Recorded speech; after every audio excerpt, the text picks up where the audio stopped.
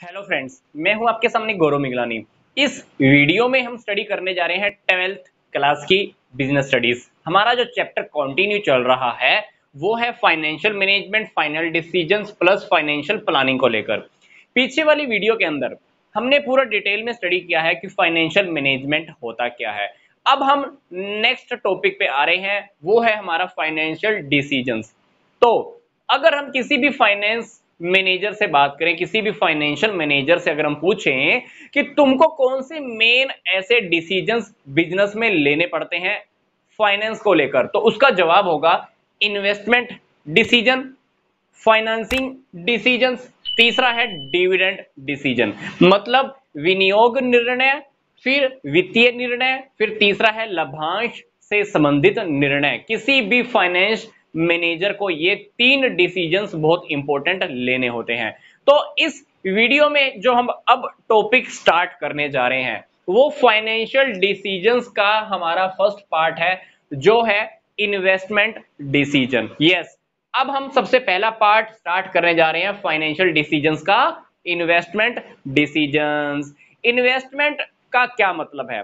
Business में हम जहां पर भी इन्वेस्टमेंट करते हैं वो इन्वेस्टमेंट चाहे हमने लॉन्ग टर्म एसेट्स में किया हो या शॉर्ट टर्म एसेट्स में किया हो, या हमने फिक्स एसेट्स के पैसे लगाने के रिलेटेड बात कर रहे हैं या करंट एसेट्स से रिलेटेड बात कर रहे हैं। मैं फिर से रिपीट कर रहा हूं, fix assets plus current assets, हमको दोनों जगह पैसा इन्वेस्ट करना होता है और उसी से रिलेटेड डिसीजंस की हम बात कर रहे हैं, इन्वेस्टमेंट डिसीजंस। तो इन्वेस्टमेंट डिसीजंस डेफिनेटली हमारे बिजनेस में इन्वेस्टमेंट से रिलेटेड ही एक डिसीजंस है। तो डेफिनेटली हम इन्वेस्टमेंट डिसीजन को दो पार्ट में डिवाइड करने जा रहे हैं।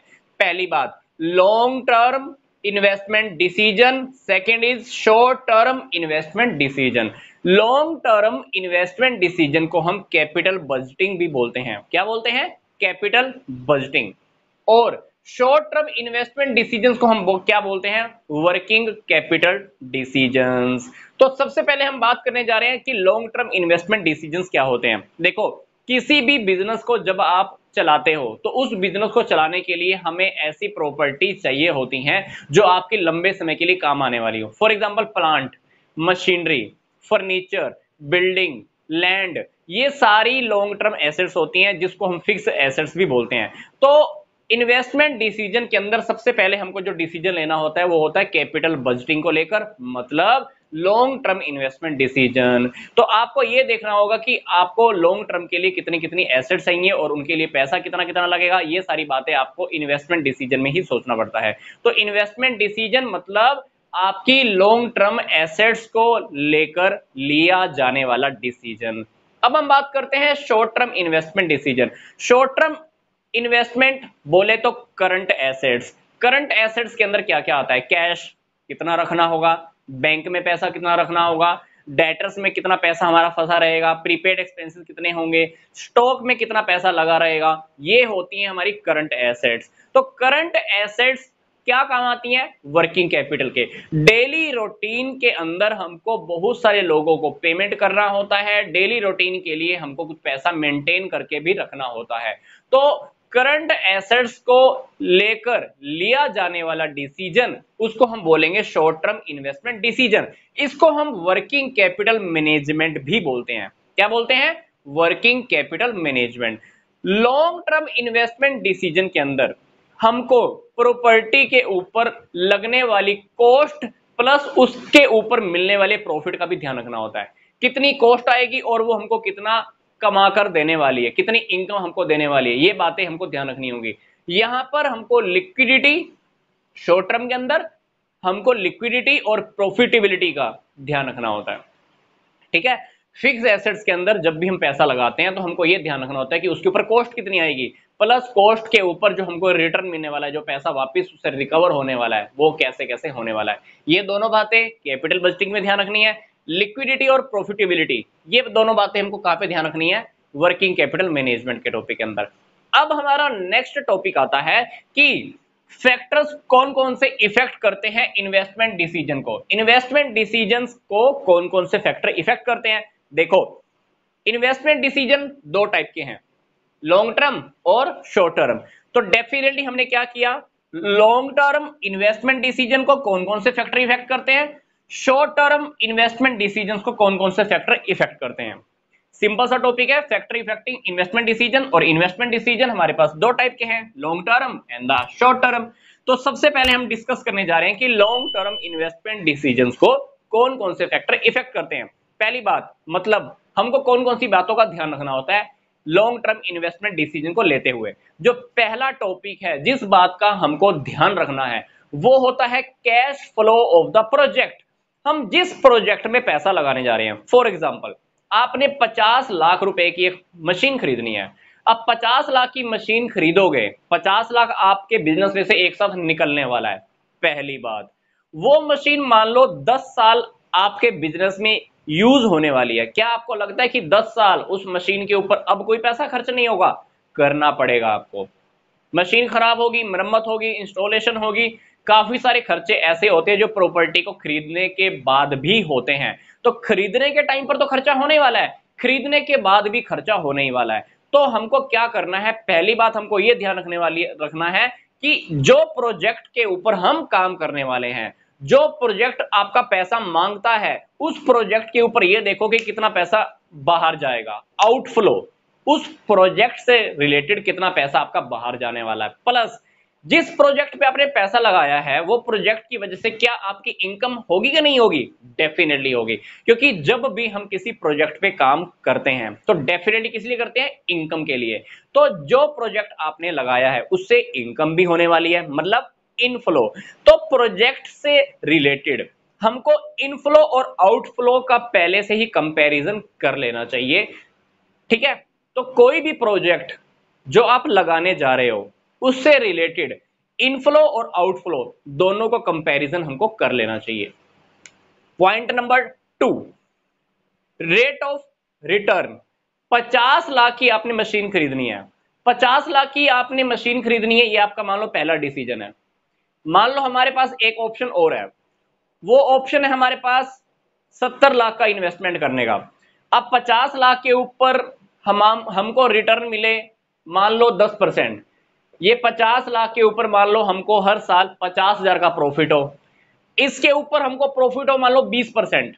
कौन सा लगाना पसंद करोगे? 70 लाख वाला, क्योंकि 70 लाख रुपए वाले प्रोजेक्ट के ऊपर आपको कमाई कितने आने वाली है? 20%। इसके ऊपर कमाई कितने आने वाली है? 10%। पर दोनों की इन्वेस्टमेंट देखो अलग अलग है। इसकी इन्वेस्टमेंट कितनी है? 50 लाख। इसकी इन्वेस्टमेंट कितनी है? 70 लाख। तो कोई भी प्रोजेक्ट लगाने से पहले पहले तो ये देख लो कि दोनों के ऊपर पैसा कितना कितना लग रहा है। दूसरी बात सबसे इंपॉर्टेंट जो मैं बात कर रहा था, रेट ऑफ रिटर्न की। जो प्रोजेक्ट आप लगाने जा रहे हो उसके ऊपर आपको रिटर्न कितनी मिलने वाली है। देखो, जब भी हम बैंक में भी पैसा लगाते हैं किस लिए लगाते हैं? इंटरेस्ट लेने के लिए। कहीं पर फिक्स डिपॉजिट कराते हैं, किस लिए कराते हैं? इंटरेस्ट लेने के लिए। रेट ऑफ रिटर्न मतलब पैसे की कमाई आपको वापस में कितने मिलने वाली है। तो जो भी प्रोजेक्ट आप अपने बिजनेस में लगाने जा रहे हो तो उसके ऊपर ये देख लो कि आपको रिटर्न कितनी मिलने वाली है, वो प्रोजेक्ट आपको कितना परसेंट कमा के देने वाला है। तो ये बात हमको पहले से ही ध्यान रखनी होती है इन्वेस्टमेंट करने से पहले। Topic number 3, investment criteria involve. Investment को लेकर जो हमारा क्राइटेरिया होता है उसके अंदर कौन कौन सी बातें आती हैं ये भी ध्यान रखनी होगी। इन्वेस्टमेंट को करने से पहले उसके अंदर कुछ खास बातें और भी होती है जो हमको ध्यान रखनी होती है। पहली बात, इन्वेस्टमेंट को करने के लिए आप कहीं से मान लो पैसा उठाओगे, उस पैसे के ऊपर क्या पे करना पड़ेगा? इंटरेस्ट। इनकम प्रोजेक्ट से कितनी आएगी, कितना पैसा इनफ्लो होगा, कितना आउटफ्लो होगा, मनी आपको कितनी चाहिए होगी, जिस प्रोजेक्ट पे आप काम करने जा रहे हो उसके लिए आपको कितना पैसे की जरूरत होगी। तो इन सारे डिसीजंस के बेस पर भी हम क्या कर सकते हैं? लॉन्ग टर्म इन्वेस्टमेंट का डिसीजन ले सकते हैं। तो लॉन्ग टर्म इन्वेस्टमेंट डिसीजंस को इफेक्ट करने वाले डेफिनेटली 3 फैक्टर्स अभी हमने स्टडी किए हैं। पहला, उस प्रोजेक्ट से कितना इनफ्लो होने वाला है, कितना आउटफ्लो होने वाला है, कितना पैसा आएगा, कितना पैसा जाएगा। दूसरी बात, कितने परसेंट की कमाई हमको होने वाली है उस प्रोजेक्ट से रिलेटेड, रेट ऑफ रिटर्न। तीसरी बात, कुछ क्राइटेरिया और भी होते हैं, फॉर एग्जांपल इंटरेस्ट से लेकर, फॉर एग्जांपल कितना पैसा उस प्रोजेक्ट के लिए चाहिए, कितना पैसा इनफ्लो होगा, आउटफ्लो होगा, कितनी इनकम हमको वहां से आने वाली है। तो ये सारे क्राइटेरियाज को देखने के बाद भी हमने क्या करना होता है? ये डिसीजन लेना होता है। तो ये हमारा टॉपिक कंप्लीट हुआ लॉन्ग टर्म इन्वेस्टमेंट डिसीजंस को कौन कौन से फैक्टर इफेक्ट करते हैं। अब हम बात करने जा रहे हैं शॉर्ट टर्म इन्वेस्टमेंट डिसीजन को कौन कौन से फैक्टर इफेक्ट करते हैं। मैं आपको फिर से बता रहा हूं, इस टॉपिक को हम वर्किंग कैपिटल मैनेजमेंट का डिसीजन भी बोलते हैं। क्या बोलते हैं? Working capital management decisions. ठीक है, तो वर्किंग कैपिटल मैनेजमेंट डिसीजंस के अंदर क्या होता है, हमको वर्किंग कैपिटल डेली रूटीन के अंदर चाहिए होती है। मैं आपको एक एग्जांपल देता हूं। आपके पास 50,000 है, उस 50,000 से आपने स्टॉक खरीदा, स्टॉक आपके पास 2 महीने पड़ा रहा, वो स्टॉक आपने किसी को सेल किया, उसने भी आपको पैसा नहीं दिया, वो आपका डेटर बन गया। डेटर्स में पैसा कितने महीने फंसा रहा? मान लो 2 महीने। थोड़े टाइम के बाद उस डेटर्स ने आपको 1 महीने का बिल रिसीवेबल दे दिया, फिर आपका पैसा 1 महीने के लिए किस में फंसा रहा? बिल रिसीवेबल में। देखो ध्यान से, 2 महीना पैसा स्टॉक में फंसा रहा, 2 महीना पैसा हमारा डेटर्स में फंसा रहा, फिर वो पैसा कन्वर्ट हो गया बीआर में। अल्टीमेटली हमको कैश तो चाहिए उस टाइम पीरियड के लिए। ये जो 5 महीने जो हम कैश लेस हो गए हैं, इस 5 महीने के अंदर जो हमारे पास पैसे की कमी आ जाएगी, वो कहां से पूरी होगी? तो इस 5 महीने की वर्किंग को चलाने के लिए पैसा हमारे पास था, पर वो पैसा कहां पे कन्वर्ट हो गया? स्टॉक में, फिर डेटर्स में, फिर बिल रिसीवेबल में। ये 5 महीने हमारा पैसा ब्लॉक रहा है। इस 5 महीने की ब्लॉकेज को कवर करने के लिए, इस 5 महीने के अंदर काम चलाने के लिए हमको पैसे की रिक्वायरमेंट होती है, उसी को हम बोलते हैं वर्किंग कैपिटल। तो वर्किंग कैपिटल का मैनेजमेंट भी हमको सीखना होता है। जो वर्किंग कैपिटल का मैनेजमेंट होता है किसके अंदर आता है? शॉर्ट टर्म इन्वेस्टमेंट डिसीजन के अंदर, क्योंकि शॉर्ट टर्म इन्वेस्टमेंट होती है करंट एसेट्स को लेकर। तो करंट एसेट्स के अंदर हमको ये ध्यान में रखना होता है कि हमारा स्टॉक में पैसा कितना फंस जाता है, डेटर्स में पैसा कितना टाइम फंसा रहता है, बिल रिसीवेबल्स में कितना पैसा एवरेज फॉर्म में फंसा रहता है। तो उस टाइम पीरियड के लिए हमको डेफिनेटली बिजनेस को ऑपरेट करने के लिए पैसा चाहिए होता है, क्योंकि डेली रूटीन के अंदर आपको कुछ लोगों को खर्चे पे करने होते हैं, सैलरी देनी है, किसी को वेजेस देनी है, किसी को गाड़ी का किराया देना है। तो वो सारे खर्चे पे करने के लिए आपके पास पैसा तो होना चाहिए ना। तो उस पैसे की मैनेजमेंट हम कहां पे सीखते हैं? शॉर्ट टर्म इन्वेस्टमेंट डिसीजंस के अंडर में सीखते हैं। अब अगर आपके पास वर्किंग कैपिटल का पैसा ज्यादा पड़ा रहे, अगर वर्किंग कैपिटल का पैसा ज्यादा पड़ा रहे, तो बिजनेस में हमारी लिक्विडिटी ज्यादा होगी। डेफिनेटली आपके पास पैसा मतलब ज्यादा पड़ा हुआ है, पर बिजनेस के अंदर क्या होगा? हमारी प्रॉफिटेबिलिटी कम हो जाती है। कभी कभी बिजनेस में क्या होता है, हमारे पास पैसा बहुत ज्यादा पड़ा हुआ है, पैसा ज्यादा पड़ा होने से ठीक है, लिक्विडिटी है आपके पास, आप तुरंत किसी को पेमेंट कर सकते हो। कोई खड़े पैर पे आपसे पैसा मांगने आ गया, आप उसको भी पेमेंट कर सकते हो, पर आपके बिजनेस की प्रॉफिटेबिलिटी कम हो जाएगी। क्योंकि पैसा ज्यादा पड़ा होने का मतलब होता है कि आप उस पैसे को अच्छे से यूज नहीं कर पा रहे, मतलब उस पैसे के ऊपर जो प्रॉफिट आपको कमाना चाहिए था वो प्रॉफिट आपको नहीं हो पाएगा। तो मतलब अगर वर्किंग कैपिटल के अंदर लगा हुआ पैसा ज्यादा है, तो मतलब लिक्विडिटी तो ज्यादा है, लिक्विडिटी तो ज्यादा है पर प्रॉफिटेबिलिटी कम है। अगर इससे मैं अभी आपको अपोजिट सिचुएशन की ओर लेके जा रहा हूं, मान लो वर्किंग कैपिटल का पैसा कम है, वर्किंग कैपिटल का पैसा कम है, हमारे पास डेली रूटीन के खर्चे पे करने के लिए अगर पैसा कम रखा हुआ है, तो क्या होगा? तो मतलब हमारे पास बिजनेस में लिक्विडिटी नहीं है। अगर आपके पास बिजनेस में कोई खड़े पैर पे आ गया, भाई मेरे को सैलरी दे, वेजेस दे, क्या आप उसको पे कर पाओगे? नहीं कर पाओगे। तो वर्किंग कैपिटल के लिए अगर पैसा कम रखा हुआ है, डेली रूटीन के खर्चों को पे करने के लिए पैसा कम रखा हुआ है, डेली रूटीन के एक्सपेंसेस को फेस करने के लिए अगर हमारे पास पैसा कम रखा हुआ है, तो इसका मतलब है कि हमारे बिजनेस में लिक्विडिटी कम है। लिक्विडिटी कम है तो क्या होगा? हमको डेली रूटीन के खर्चे पे करने के अंदर, लोगों को सैलरी देने के अंदर, इंप्लॉइज को वेजेस पे करने के अंदर बहुत दिक्कत आने वाली है। तो शॉर्ट टर्म इन्वेस्टमेंट डिसीजन लेने से पहले हमको वर्किंग कैपिटल के जो आप डिसीजन लेते हो उसमें पहले आपको यह देख लेना है लिक्विडिटी और प्रॉफिटेबिलिटी। वर्किंग कैपिटल मैनेजमेंट इस तरह से होनी चाहिए कि हमारी लिक्विडिटी भी प्रॉपर बनी रहे और प्रॉफिटेबिलिटी भी पूरी बनी रहे। दोनों का सामंजस्य है, दोनों का कोऑर्डिनेशन इतना प्रॉपर अच्छे से तरीके से होना चाहिए कि हमारे पास पैसा ना तो ज्यादा पड़ा रहे ना कम पड़ा रहे। पैसा इतनी मात्रा में होना चाहिए कि आपका काम भी चलता रहे और आपके डेली रूटीन के खर्चे भी आप पे करते रहो।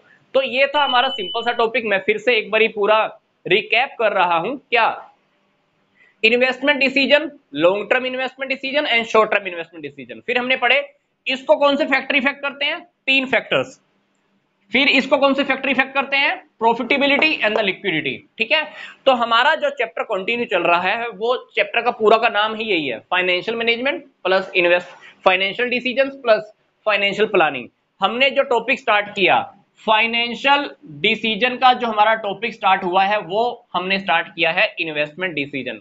तो आज हमने डिस्कस किया इन्वेस्टमेंट डिसीजन का।